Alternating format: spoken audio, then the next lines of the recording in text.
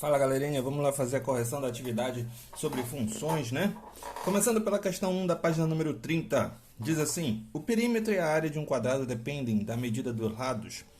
Letra A. Escreva a lei de formação da função que a cada medida ED do lado do quadrado determina o seu perímetro. Então aqui no caso, para eu calcular o perímetro de um quadrado, né? O perímetro é a soma dos lados. Então, ó, P de perímetro igual a L mais L mais L mais L, porque ele disse que o lado, a medida vale L, né? Então aqui, ó, L mais L mais L mais L, 4L, tá? Então, perímetro igual a 4L, ou P de L, né? P, perímetro em função de L, é igual a 4L. As duas representações estão corretas. Letra B. Escreva a lei de formação da função que a cada medida L dos lados do quadrado determina a sua área. Então, quando eu calculo a área do quadrado, eu tenho que fazer o produto, a multiplicação dos lados, né? Então, seria L vezes L. No caso, área igual a L vezes L, ou L ao quadrado. Então, ó, área em função de L, ou A de L igual a L ao quadrado. Beleza? Questão 2 da página número 30. Nas figuras a seguir, o perímetro P, dado em função da medida x, escreva a lei de formação para cada função, né? Então, ele quer o perímetro representado pela letra P. Então, aqui, ó, perímetro é a soma dos lados. P igual a x mais 7, né? X mais 7. Posso somar aqui porque são semelhantes, né? Então, o perímetro seria 2x mais 7. Ou P de x igual a 2x mais 7, né? Perímetro em função de x, ok? Na letra B, a mesma ideia, tá? Então, vou somar aqui, ó. 8 mais 8 mais x mais x mais x mais x mais x mais x mais x mais x mais 6 mais 6, né? Então, aqui, ó, 8x mais x, aqui, ó, 8x mais x, mais 6, mais x mais x, mais 8, mais x mais x, mais 6, mais x mais x, ok? Então, aqui, ó, 1, 2, 3, 4, 5, 6, 7, 8, 8x, 8 mais 6 dá 14, 14 mais 14, 28. Então, o perímetro seria 8x mais 28. Ou P de x igual a 8x mais 28. Ok? Aqui no complemento da questão, diz assim: determine o perímetro de cada figura quando x é igual a 5. Então, no lugar do x, eu vou colocar 5, né? P de x igual a 2x mais 7. Isso para o item A. Então, x vale 5. Então, P de 5 igual a 2 vezes 5 mais 7. 2 vezes 5 dá 10. 10 mais 7, 17. Então, o perímetro seria 17, né? A mesma coisa vamos fazer na outra. Então, aqui, ó, P de x igual a 8x mais 28. Então, P de 5 igual a 8 vezes 5 mais 28.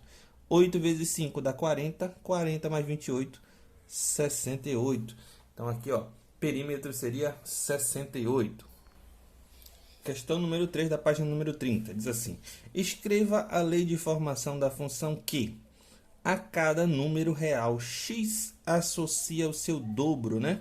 Então, aqui, ó, cada x vai associar o dobro. Então, y seria o dobro, né, de 2x. 2 vezes o x. Ou f de x igual a 2x. Ok? Só representar lá. Letra B. Cada número real x associado ao triplo subtraído de 5 unidades. Ou seja, 3x menos 5, né? Isso daí seria a minha função, tá? Letra C. Cada número real não negativo x associa sua raiz quadrada. Então, y igual a raiz quadrada, né? Beleza? Letra D. Cada número real x diferente de zero associa seu inverso. Ou seja, o inverso de um número seria 1 sobre x, né? 1 sobre x. Y igual a 1 sobre x ou f de x igual a 1 sobre x. A cada número real, x associa a sua quinta parte, ou seja, se é a quinta parte de um número, então é x sobre 5, né? Então, y é igual a x sobre 5. A cada número real, x associa o seu valor, ou seja, o y e o x eles são iguais, ok? Então, vamos lá para a questão número 6, na página número 32. Um motorista de táxi cobra uma corrida, em cada corrida, um valor fixo de R$ 3,20 e mais 80 centavos por quilômetro rodado, né? Indique por x o número de quilômetros rodados e p o preço a ser pago pela corrida. Escreva a expressão que relaciona p e x, né? Então, aqui, ó, o preço será R$ 3,20, que é a parte fixa, mais 0,80 vezes a quantidade de quilômetros rodados, né? A cada quilômetro, a quantidade do valor vai mudar, ok? Ou P de x igual a 3,20 mais 0,80 vezes x. Letra B. Determine o número máximo de quilômetros rodados para que, em uma corrida, o preço a ser pago não ultrapasse R$ 120. Ou seja, ele está me dando o valor do preço, né? Então, só substituir lá na nossa equação. 120 igual a 3,20 mais 0,80x. Passo 3,20 para o outro lado, subtraindo. Então, 0,80x igual a 120 menos 3,20, que vai dar 116,80. Passa dividindo agora o 0,80, isso vai dar 144 quilômetros, né? Então, para que não ultrapasse R$ 120, a corrida não pode ultrapassar de 146 quilômetros. Vamos para a questão número 1 da página número 36, que fala sobre gráficos, né? A tabela ao lado representa a relação entre a velocidade média de um trem-bala e o tempo t percorrido por uma trajetória de 1.800 km. Represente ao lado, no plano cartesiano, os pontos indicados na tabela. Então, aqui, ó, tempo em horas e a velocidade em quilômetros por hora, né? Então, aqui, velocidade e tempo, ok? Então, pega o 5,1, vou lá no 5, ó. Deixa eu ver quantos quadradinhos tem aqui. 1, 2, 3, 4, 5, né? Então, se aqui é o 2, aqui é o 4, então em 2,5 mais ou menos eu vou ter o ponto 5, né? Por aqui mais ou menos. Só ir para lá, ó, ponto 5,1 com 350. Então, bem aqui no meio também eu vou ter o 350. Só juntar e eu vou ter o ponto 350 e o 5,1. Mesma coisa no 325, né? 325, mas aqui, ó, mas aqui, quase chegando nesse primeiro quadradinho, sobe e eu vou lá no 5,5, já um pouquinho mais em cima.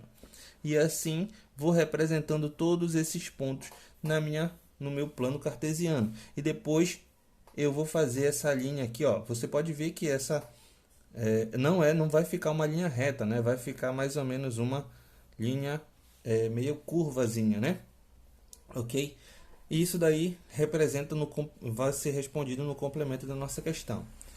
Podemos traçar uma linha reta passando por todos os pontos e representar a função? Justifique sua resposta. Posso representar uma linha reta? Não, você vai ver que isso não é possível, né? Apesar da velocidade aumentar e o tempo também aumentar, né? Mas eu não posso assumir aí uma linha reta, ok? Vamos fazer a questão número 2. O número de cubinhos que compõe um cubo maior é uma função do número de cubinhos que formam uma de suas arestas. Por exemplo, a figura ao lado temos um cubo composto por 27 cubinhos, cuja aresta é formada por 3 cubinhos. Complete a tabela com o número de cubinhos que em cada situação. Então aqui, ó, 3 arestas, números de cubinhos que formam aresta, número total de cubinhos. Então, se eu tiver 2 cubinhos em cada aresta, eu vou ter 8 cubinhos no total. Se eu tiver um cubinho em cada aresta, eu vou ter um cubinho no total, ok?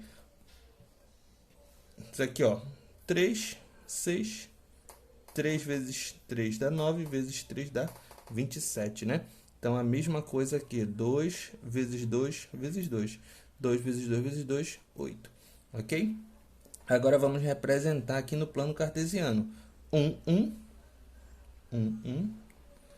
Aqui eu tenho o 2, 8, né? 2, 8. E o 3, 27, lá em cima, ó. 3, 27, ok?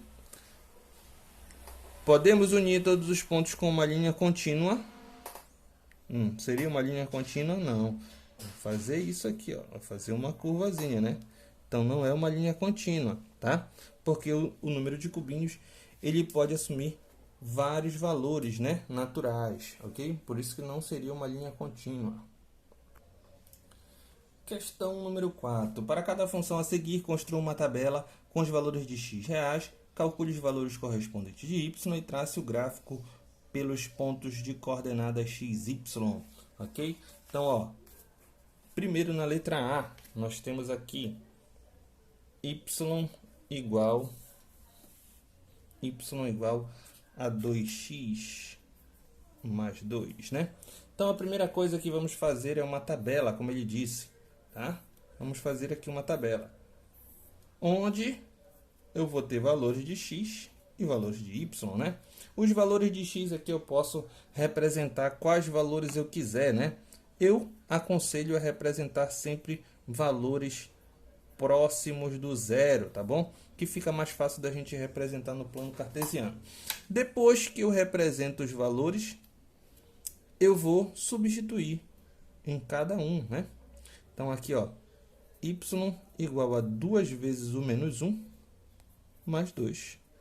Y igual a 2 vezes o menos 1 dá menos 2, mais 2. Y igual a 0. Então, aqui, ó, menos 1 e 0. Vou fazer a mesma coisa aqui com 0 agora, né? Y igual a 2 vezes 0, mais 2. 2 vezes 0 é 0, mais 2. Y igual a 2. A mesma coisa com y igual a 1. Então, 2 vezes 1, mais 2. 2 vezes 1 dá 2, mais 2 dá 4. A mesma coisa com o 2, tá? Então, y igual a 2 vezes 2, mais 2. 2 vezes 2, 4, mais 2, 6. Então, aqui, ó, depois que a gente montou a nossa tabela, agora eu vou fazer aqui o plano cartesiano, né? Plano cartesiano. Valores positivos para o y, valores positivos para o x, tá? Aqui, ó, eu tenho um valor negativo para o x, que no caso aqui é menos 1. Menos 1 e 0. Se o y vale 0, então o ponto vai ficar em cima aqui do menos 1. 2 e 0. 2 e 0. Ou 0 e 2. Então, aqui, ó, 1, 2. 1, 2. Se o x vale 0, então o ponto fica em cima do eixo y. 1 e 4. Aqui, ó. 1 e 1, 2, 3, 4. 1 e 4. Aqui o 2 e 6. 2. Deixa eu só aumentar aqui a nossa 6. Depois, só traçar uma linha reta passando por esses pontos, ok? Aí eu tenho meu gráfico. Você vai utilizar o mesmo percurso para fazer as outras, tá bom? Aí você vai fazer de todas as outras equações. A mesma ideia, tá? Fiquem todos com Deus e até a próxima.